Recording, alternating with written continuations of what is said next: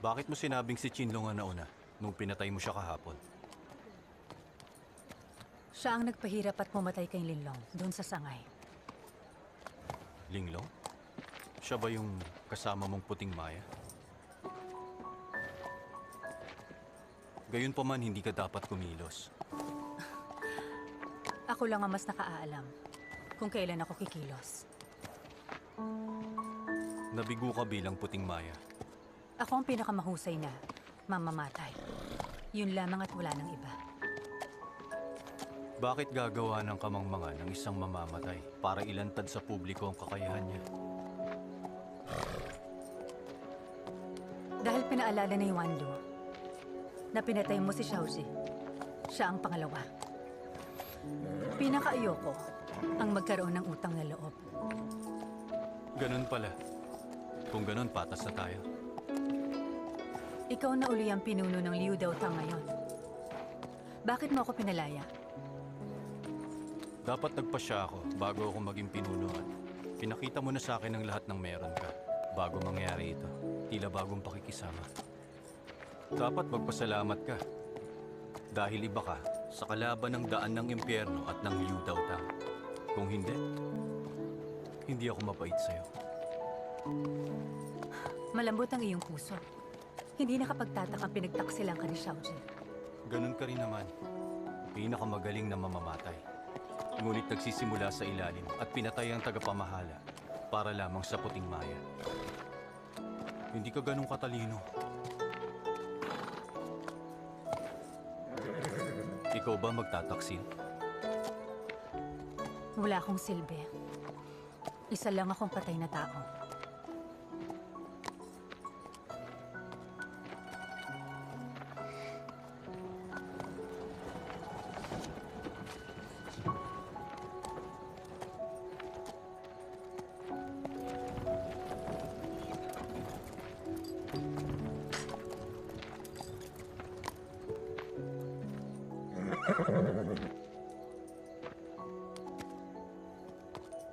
O siya. Umaasa ako na maghihiwalay tayo at hindi na magkita. Ngunit, maaari ba akong manatili? Ililigtas niyo ang hari ng Wu.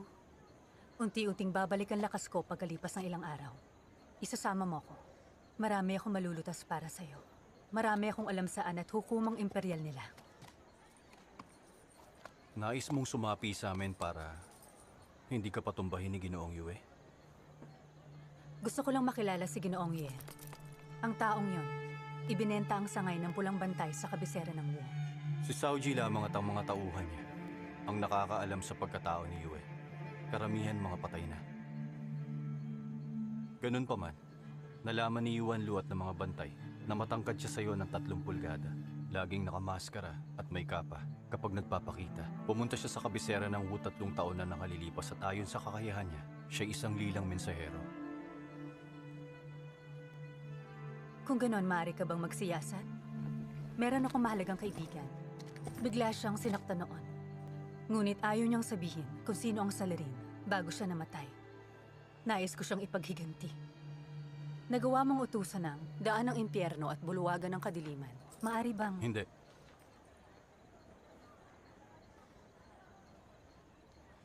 Sinabi ko yun lahat sa'yo para magkautang na loob ka sa akin at ilihim ang kasunduan natin. Hindi namin kailangan ng mamamatay. Labis kang maraming nililihim. Hindi ko kayang mabigo sa misyon.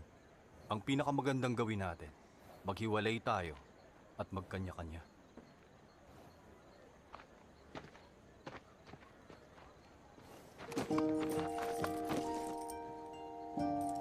Si Yue ba? Ang pangatlong pupuntiryahin? Wala ka ng pakialam. Yan.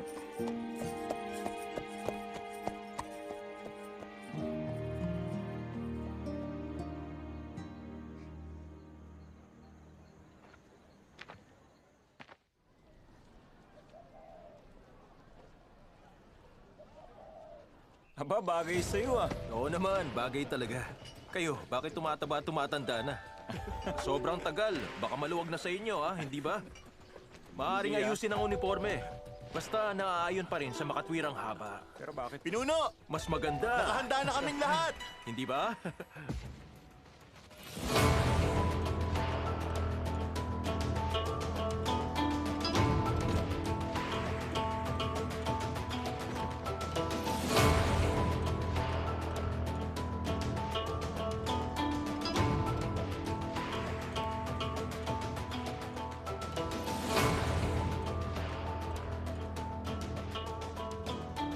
Mukhang ganado.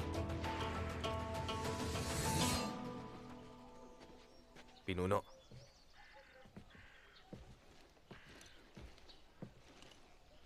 Oh, tayo.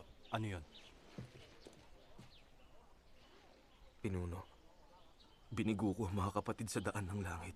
Kung ako ang humarang sa palaso sa harap ng kamahalan sa halip na si Chaimin, walang pagkakataon ang An para mapahamak at bansagan sila ng mga taksil. Ganon din sa atin. Kahit saan pa tayo mamatay, hindi tayo titigil.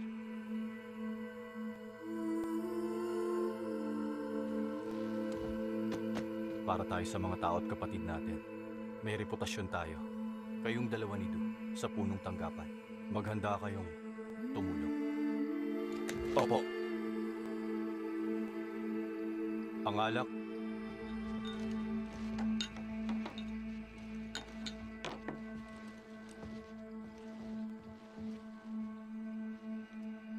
para sa langit at lupa. Para sa mga pumanaw.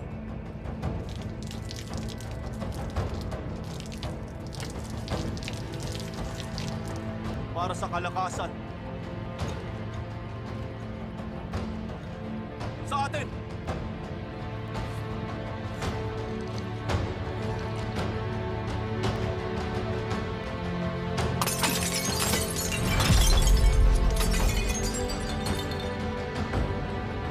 Sumunod kayo.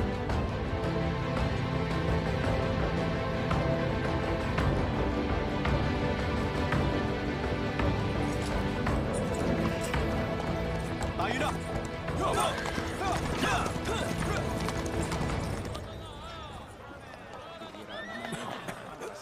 Ano ba yan? Nalasing ka na agad doon? Hindi pa nakakabawi ang pinuno simula ng pinarusahan. Akala mo lahat katulad mo, na maraming kaibigan ang mag-aalaga sa'yo palagi. Pinuno, ayos ka lang? Oo. Huwag kang mainggit, Yuan Lu. Maaari kitang turuan na makipagkaibigan. Ngunit tawagin mo muna akong Panginoong Shisan. Ha? Huwag na. Sansao! Sansao! Bumili ka ng gamot para kay Pinuno. kaya kong gamutin lahat ng kondisyon. Ngunit umiibig yata siya dahil hindi niya kayang malayo sa magandang pinsan niya. Pinsan? Magandang pinsan? Xianzhao! Ayos ka lang po ba? Ayos lang. Anong pinsan? Narinig ko kay Ministro Zhang, kaya totoo. Pinuno, umalis talaga si Rui? Oo.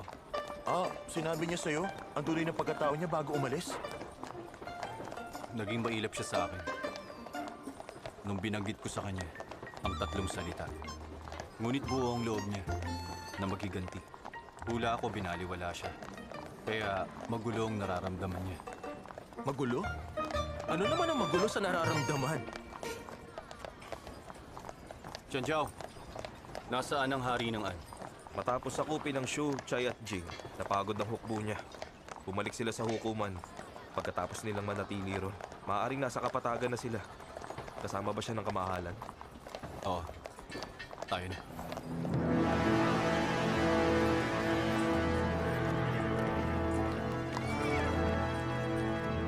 Ama, maligayang pagbabalik ng ligtas. Binabati namin kayo sa dala niyong karangalan at bumalik ng matagumpay. Salamat.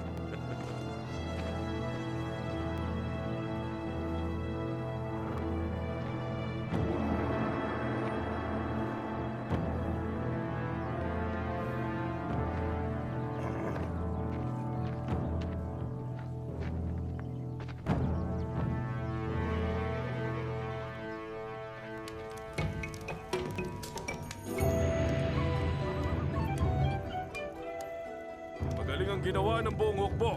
Uminom tayo! Salamat, kamarahan!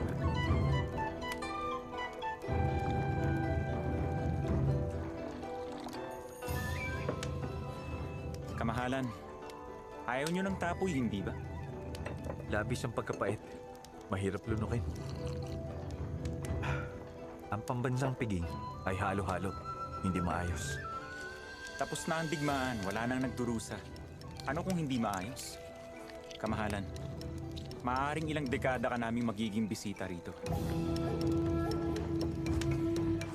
Mabuting masanay ka na. Si Tongguang, bigla-bigla ang paglaki niya. Ay, tila yata. Kailangan ko na siyang ihanap ng mapapangasawa. Sa aking palagay, kulang yon. Ha? Nahuli natin si Emperador Wu dahil sa labis niyang tulong. Maaaring ang kailangan, ang titulong, duke at isang magandang babae.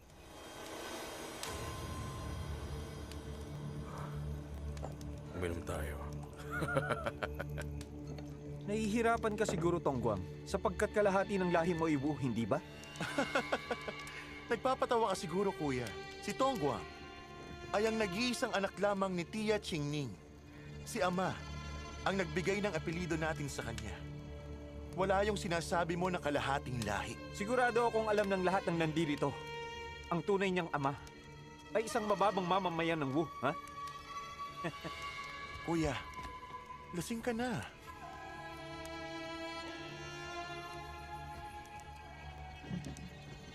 Nakakatawa ka talaga, Panginoong Hedong. Naniniwala ka sa sabi-sabing yun?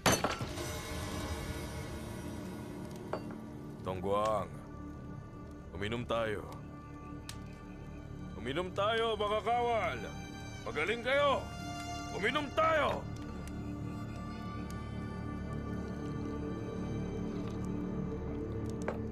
Salamat, Kamahalan!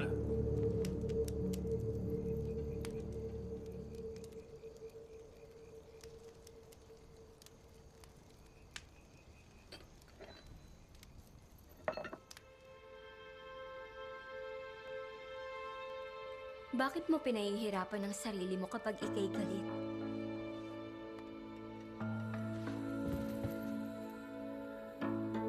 Ano ba mismo ang tinuro ng maestro mo? Natutulog na ba siya? Sa palagay mo, bakit ako nandito? Tumayo ka riyan. Labis ang lamig niyan.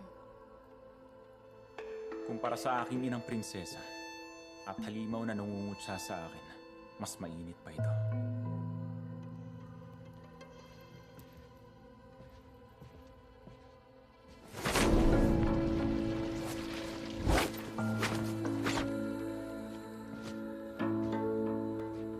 Matagal din tayong hindi nakita. Nangulila ka ba sa akin?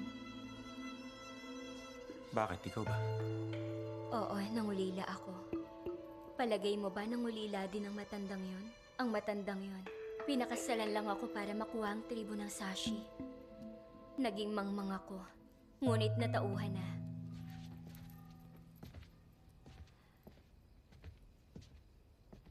Bakit mo ko iniiwasan? Kung nanaisin mo, aalis na ako. Labis kang mag-isip. Nais ko lamang kunin itong ipit.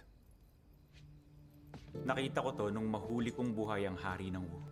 Paborito ito ng reyna ng Wu. Dala niya ito na para bang sa kanya. Tinago ko ito sapagkat nais kong ibigay sa'yo.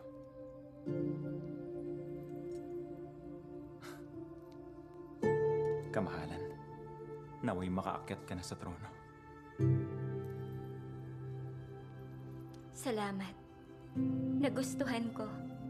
Ngunit alam mo naman na hindi niya ako gagawing emperatrice. Tanging mga marangal na babae lamang. Pinakasalan niya raw ang aking pinsan, si Emperatrice Xiaoji, para balansihin ang puwersa ng imperial ng harem. At gunitain ng pagmamahalan nila. Ang balong imperatrice ang pinuno ng imperial na harem. At mas makapangyarihan siya kaysa Sarina. Dahil ayaw mo sa kaharasan ng matandang yun, magtulungan tayo na mawala ang dalawang prinsipe. Kapag ako na ang bagong emperatrice, titigil na ang digmaan. At dahil ayaw mo ang mga digmaan, kapag ikaw na ang dakilang kalihim, wala na ulit digmaan.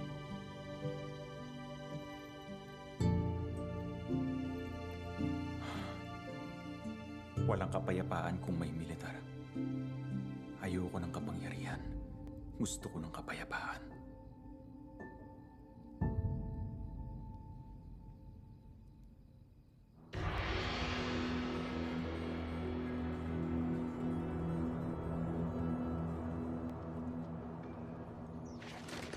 Pagbati, pinuno! Tumayo kayo mga kapatid.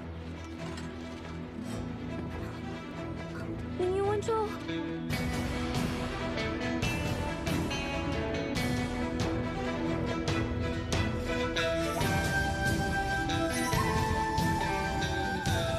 Ning Yuancho! Kamahalan. Ang iyong asal. Ning Yuancho! Kamahalan. Bakit bumalik na kayo sa kabisera? Bakit bigla kayong nandito? Sino ka ba? Kaliwang General ng Sambahayan. Ako si Pinunong Ning Yuancho. Pagbati, kamahalan! Ning Yuancho, tumayo ka. Sige na. Para tiyakin ang kaligtasan mo, sa lihim na utos ni Ministro Jiang at papalikin ng hari ng Wu. Magmula ngayon ako ang mamumuno sa buong diplomatikong pangkat.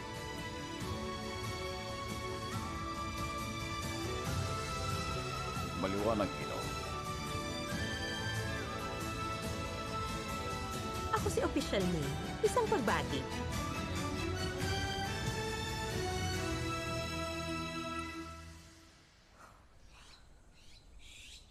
Ning Yuancho, natatakot talaga ako. Laging sinasabi ng pinuno ng kawani na maaaring merong mamatay pagdating namin ng An. Mamamatay ba ako? Kamahalan, magpaka-formal ka. Ayusin mo ang kilos mo sa harapan niya.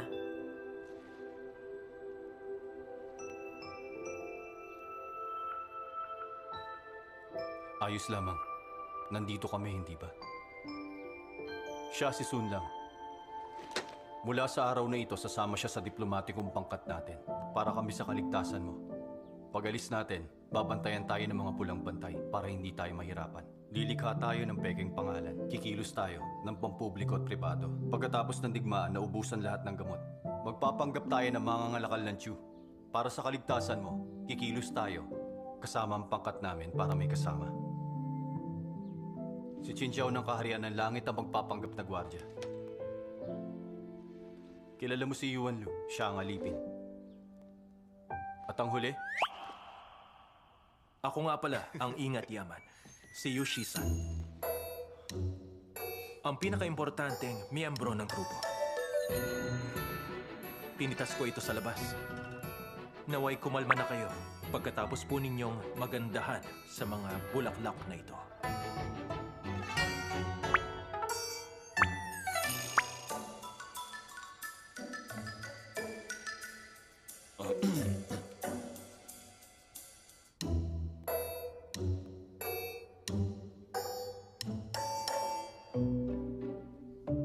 Eto, tanggapin mo.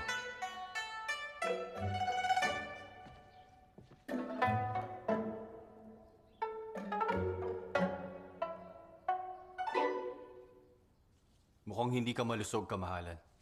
Ano ang sabi sa kanya? Naging mahina ang kamahalan at naging malumbay pagkatapos umalis sa kabisera. Nagmadali kaming pumunta rito na wala ang manggagamot. Isa pa, hindi kami pwedeng kumuha ng kahit sino para suriin ang kalagayan ng kamahalan. Patawad sa aking inasal.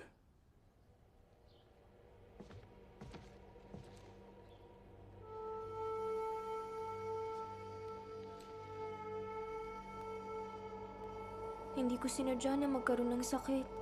Ngunit hindi ako makatulog o makakain ng maayos papunta rito. Sina Pinunong Dot o Official Ming, pinipilit akong matuto tungkol saan.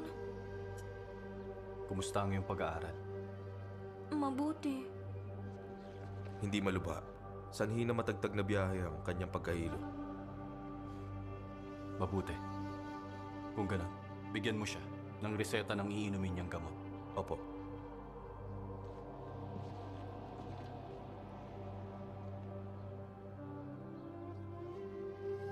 Hayaan ninyo na subukan kita.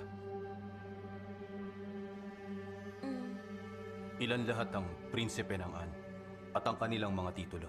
3. Isa sa kanila si Silo, Panginoong Lucy. May 2 pa,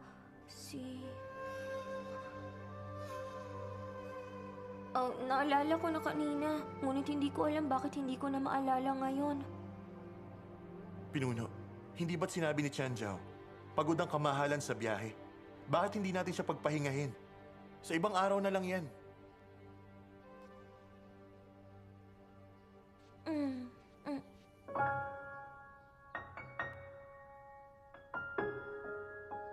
Sige, dahil pagod ka na, aalis muna kami.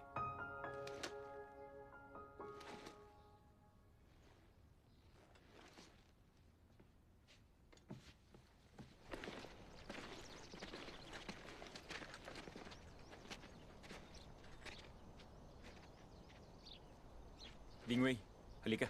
Apo. Nabigo kayo sa tungkulin ninyo. Pasensya na po. Masama ang pakiramdam niya kamakilan. Sadyang hindi ko lang po siya maturuan. Tama. Labis na malambot ang pagkatao ng kamahalan at nangungulila sa kabisera. Umiiyak siya kapag balisa. Madalas ko siyang subukang turuan. Ngunit may hangganan ng talino ng kamahalan. Ang tunay nga niyan, itunuturing siyang matalino. Hindi lamang alam ng kamahalan kung saan magsisimula sa dami. Ako at si Opisyal Ming ay gagawin ang lahat para turuan ng kamahalan bukas. Tama.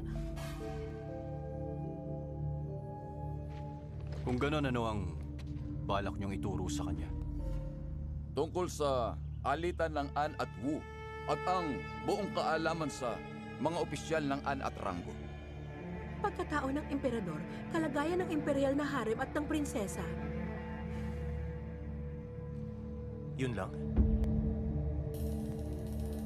Wala na. Ang pulang bantay.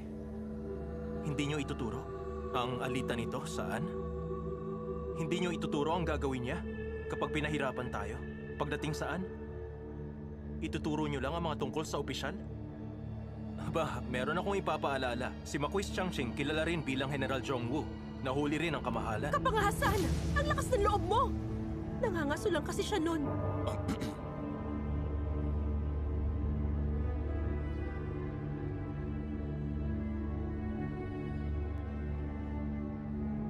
Sige, ano pa ang ituturo ninyo? Ayaw niya na maguluhan. Nais niya na mahalaga lang ang ituro ko sa kanya. Kung tutuusin, siya lamang ang namumuno sa pagbibigay ng pantubos. Si Ginoong Du naman, ang pakikipag-areglo. Tama yon. Alam ng taong bayan na si Panginoong Li ay walang alam sa usapin. Kung labis siyang matalino, maaring paghinalaan siya ng mga tagaan. Paano kung ang kamahalan ay palagi na lamang umiiyak? Paghihinalaan pa rin ba siya? Kung ganon, balak niyo bang sabihin ang tungkol kay Chu sa kabiyak ng hari? Balak namin, kapatid ni Duki Chu ang asawa ng hari. 3 taon na siyang pinapaboran kumpara sa iba. Mahusay siyang mamana, sakay ng kabayan. Tama na. Salamat. Ginoong Du, ano ang balak mo para makipag-areglo pagdating ng An? Mga ngatwiran at manghihimok, karaniwan, kailangan pa ring bayaran ng pantubos. Kung hindi sila papayag, pakawalan ng bihag at hulihin ng pangkat. Pagkatapos tugunan ng pamantayan, ano ang iyong gagawin? Kung tayo may ipit sa matinding kalagayan, susugod ako sa imperial na hukuman. Papulaan ang hari na hindi mapagkakatiwalaan sa harap mismo ng mga tao niya. Pagkatapos, magpapakamatay sa mismong harapan nila. Tama yun. Nakahanda na kaming 2 mamatay pagkatapos namin na umalis ng kabisera.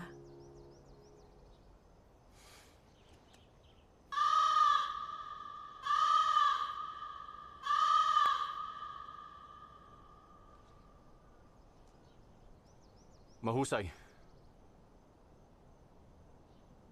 Yung mga silid namin.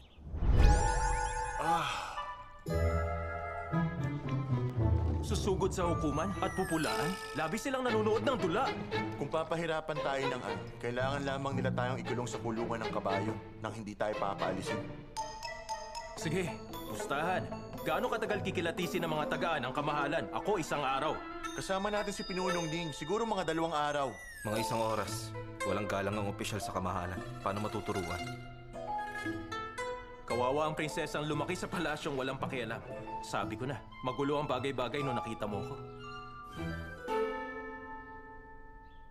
Ngunit si Panginoong Danyang ay tuso rin. Ayaw niyang bumalik ang kamahalan, ngunit ayaw niya itong ipahalata. Kaya pinadala niya si Pinunong Du, isang tapat at tuwid na opisyal. Kapag nabigo tayo sa ating misyon, kapalaran na magsasabi sa atin. Ano ang gagawin? Anong gagawin?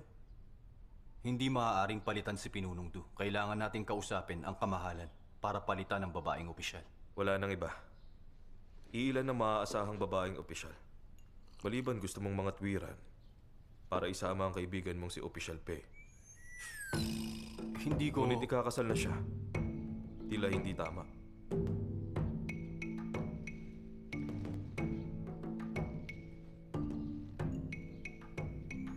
Oo naman, hindi tama. Oo na, kalimutan mo na lang.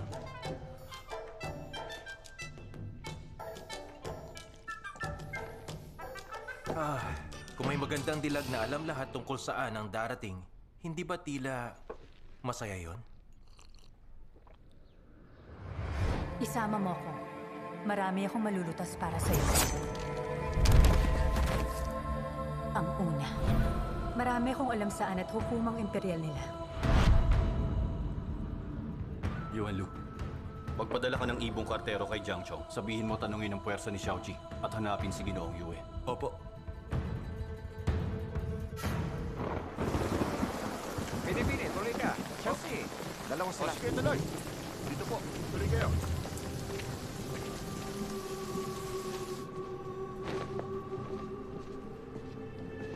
Pinuno, pinadala ng mga bantay. Huwag kayong mag-alala. Kapag nagpakita ang babaeng yun, papatayin natin siya. Gayunpaman, ang Liu Daotang ay pinakilos. Ang lahat ng kasabi nila, tila may mangyayari. Natatakot ka ba? Ayoko sana. Gayunpaman, ang binanggit niyong nakatakas ay dalang panlunas. Siya kaya ang lilang kartero? Ano ngayon kung siya nga yan? Kahit siya pa ang pulang kartero. Kailangan niya mamatay kung hadlang siya sa ating Panginoon. Opo. Titignan ko kung sino yun.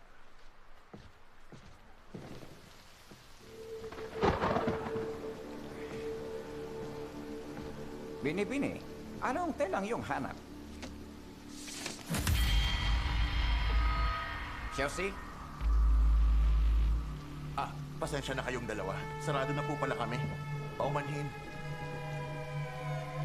Ang lunti ang bulaklak sa mga palasyo. Tatanda ang langit kung may damdamin ito. Superior rin? Buhay pa rin kayo? Mabuti kung ganon. May kailangan akong ibalita sa punong tanggapan. May ibong mensahero ka? Opo. Nasa lihim na kamera.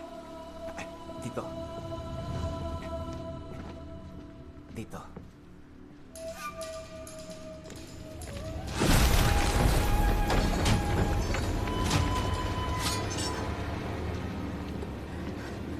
Sino siya? Ikaw ba yan? Kilala mo siya? Isang tagapalabas sa tore ng lanfang. Bihasa siyang manggaya ng pananalita. Sagot! Bakit ka nandito? Bakit ka may pilat at 3 bulaklak? Kaninang umaga, may babaeng nagbigay sa akin ng gintong tael. Gayahin ko raw ang sasabihin niya at pumunta rito. Hindi. Tapos na tayo. Sadya siyang pinadala ng kaliwang bantay. Ngayon, lahat tayo mamamatay. Kaliwang bantay? Si Chen ba? Hindi po. Siya ang kaliwang bantay na si Hindi Renzi. maaari. Matagal na siyang patay.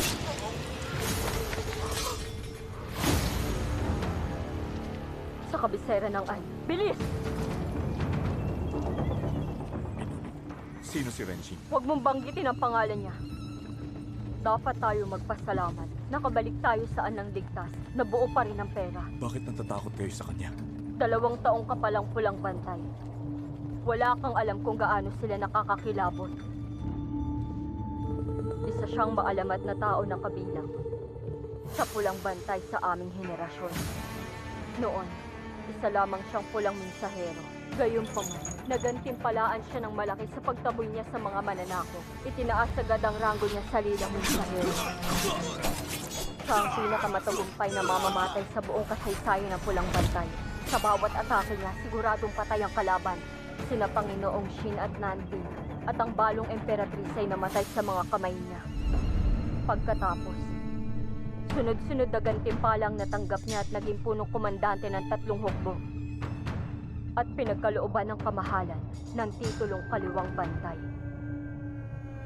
Bakit hindi ko pa narinig ang tungkol sa kanya? 5 taon na nakalipas, nagkaroon ng masamang pagtatangka at pinatay si Emperatriz Xiaoji. Sinunog niya ang sarili pagkatapos niyang mahuli. Galit na galit ang kamahalan. Inutos na durugin ang buto niya at isaboy ang abo at huwag babanggitin ang pangalan niya. Ngunit hindi ko inaasahan na buhay pa rin pala siya.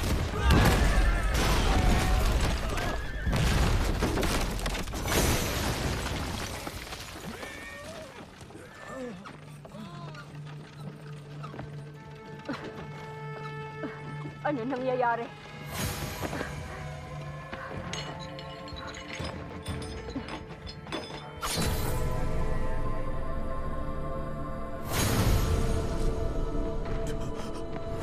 Yulang!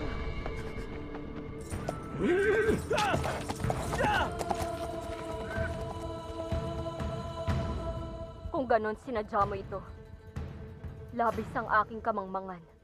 Nagtatago ka sa kadiliman mag-isa kasama ang aking mga tauhan.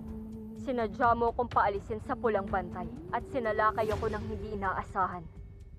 Pinapangatawanan mo ang titulo mo.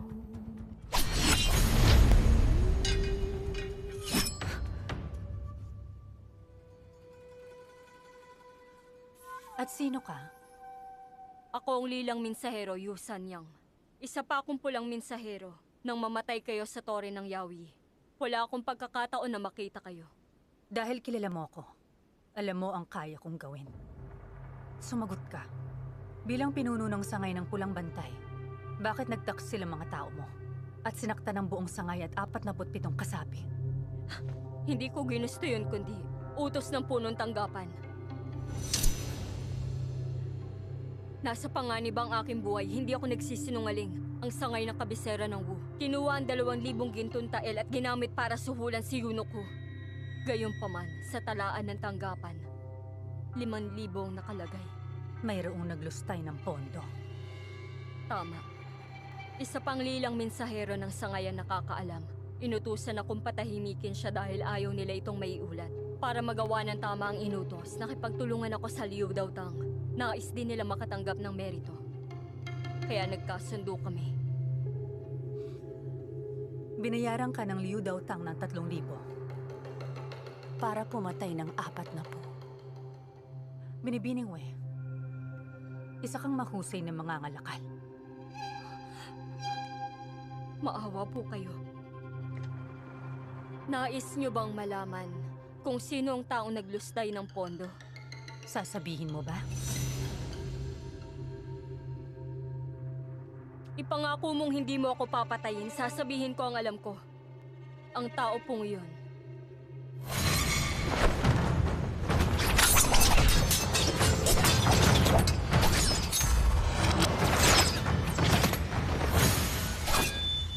Kahit espada mo ay nanginginig, mukhang may epekto din sa'yo ang panlunas. Wala ka kahit konting puwersang panloob.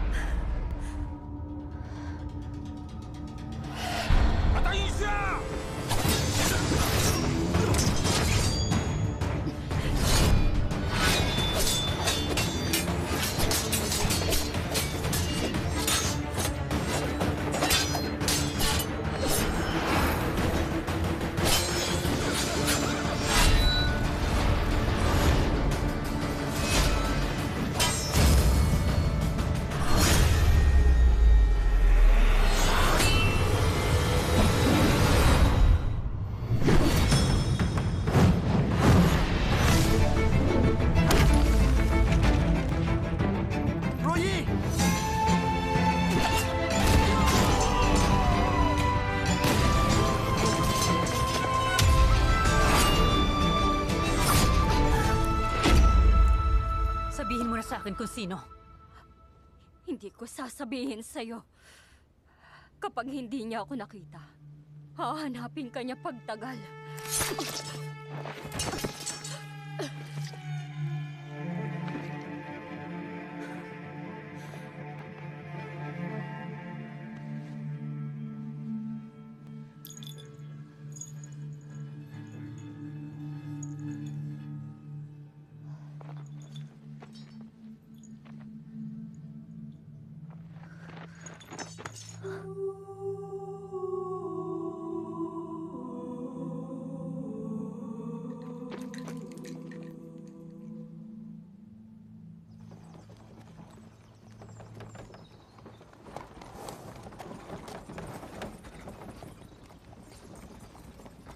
Akala ko sinundan niyo ang prinsesa. Bakit nandito kayo? Hinanap ka namin sapagkat nag-alala kami sa'yo. Naisip mo na ba ngayon na mapapakinabangan mo ko? Basta, gawin mo lang ang sinabi mo nung gabing yun.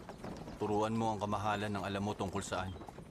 At tutulungan kitang hanapin ang utak sa pagpatay sa nagpalaki sa'yo. Iba na ang bayad. Papuntahin mo ang mga tao mo sa Zhengzhou at samahan na nag-ampon sa akin sa bayan ng Fu. At makakarating ako sa kabisera ng Anang Ligtas. O sige, ganun pa man, kailangan nating subukan. Kapag hindi ako natuwa sa ituturo mo sa kamahalan bago tayo dumating saan, kalimutan mo na ang kasunduan. Wala ka pang paunang bayad. Maglilingkod agad ako. Sinagip ko ang buhay mo. Iyon ang unang bayad. At ikaw na rin ang nagsabi. Ayaw mo magkaroon ng utang na loob. O sige. Ngunit manumpa ka. Naniniwala ka sa ganon, ha? Oo. Manumpa ka sa mga kapatid mo sa daan ng langit. Sige. Ako si Pinunong Ning Yuanzhou, nanunumpa sa pangalan ng aking mga kapatid. Natutuparin ko ang aking pangako. At kung hindi, ang lahat ng mga kapatid ko sa daan ng langit ay mananatili sa impyerno. Kontento ka na? Hindi ko totoong pangalan yun. Hindi talaga ako si Rui, kundi Renshin. X, I at na. Walang A at Ga. Ikaw pala si Renshin. Tama. Hindi ka pa yata pangalawang pinuno nung namatay ako dati. Pinuno ka lang ng daan ng impyerno. Akala ko lalaki si Renshin. Matangkad at may mga pilat sa muka. Yun ang ginamit ko nung pinatay ko ang inang reyna ng Chu. May suot akong maskara. Wala ba kayo nun? Mayroon! Bihasa si Ginoong Yu!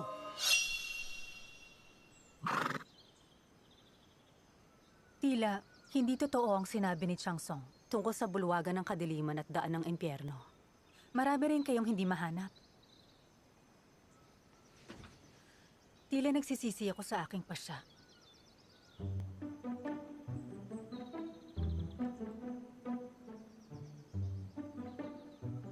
Ngunit wala ka nang magagawa.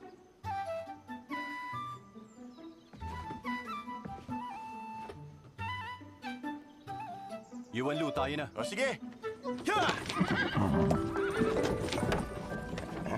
Tunay na si Rui si Renshin? Aba, mabuti kung ganun. Dahil nagpanggap siyang lalaki nun. Hindi mapapansin ang pagpapanggap ng kamahalan kung tuturuan mo siya ng tamang gagawin, hindi ba? Ya! Ya!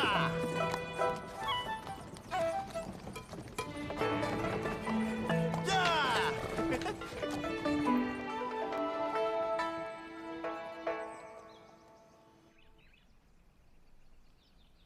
Tongguang, nahuli mo. Ang hari ng Wu ng buhat, nabigyan ng malaking merito, ngunit wala pang gantimpala. Gagawin kitang unang ranggong makwis at general ng plumang bantay.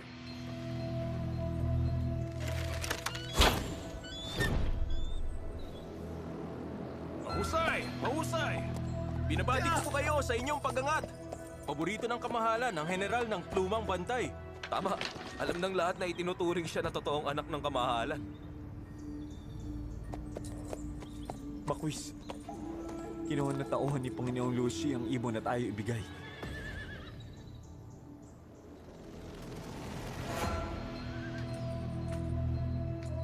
Ya!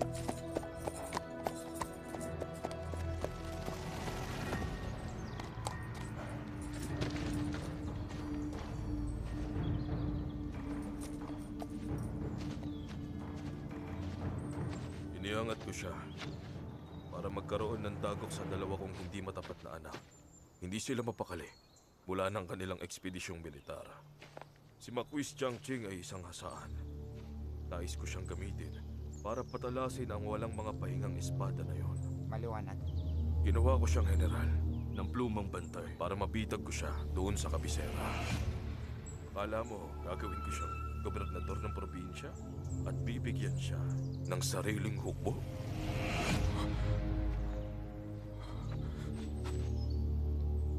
Kamahalan, mayroong nagtatago sa mga puno.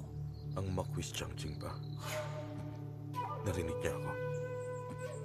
Sinadya akong lakasan para marinig niya.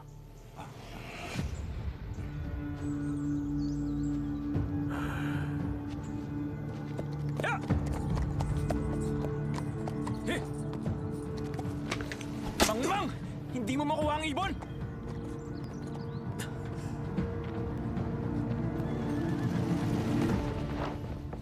Anong nais mong mangyari? Naging marahas sa mga tagapaglingkod mo, nag-aalala ako. Nagdahilan lang ako para makapunta. Wala yun.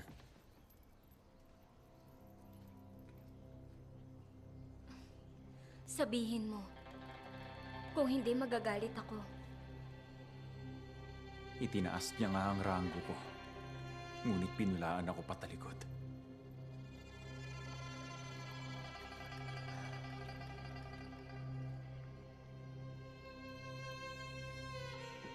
Wala lang yon. Ang mahalaga, tumaas ang ranggo mo. Bukod pa ron, kailangan mo lang magtiyaga. Alam ko yun. Dahil sadya niyang sinabi, sadya rin ako magagalit. Kung natiis ko gaya noong may piging, lalo siyang magbabantay. Labis kang kalmado sa ikabubuti mo. Kung hindi, ako, kalmado at makatwiran. Hindi natin makakamit ang layunin natin. Umaasa akong tigilan mo magdahilan. Sa tuwing nagkikita tayo. Li Tongguang, alam mo namang umiibig ako sa'yo. Ngunit hindi ako mangmang. Ayaw mong mapalapit sa akin, kahit paglipas ng mahabang panahon.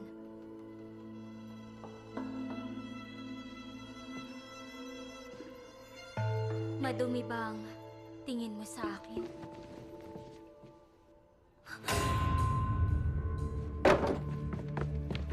Patayin mo siya. Kung hindi, patay tayo.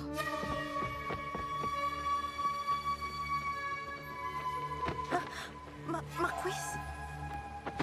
Maquis? Maquis? Maquis? Ay! Bakit po? Maquis! Maawa ka sa akin! Maawa ka sa akin! Pikit, Pakiusap, hindi ako magsasalita! mabilis lang to. Durwag!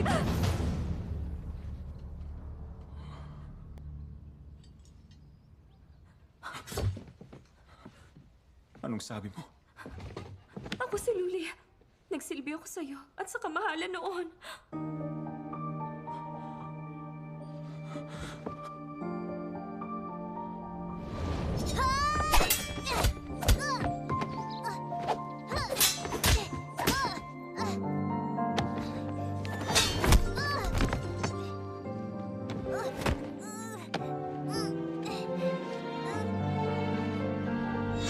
Tandaan mo ang kahihiyan mo nang hindi ka matalo sa susunod.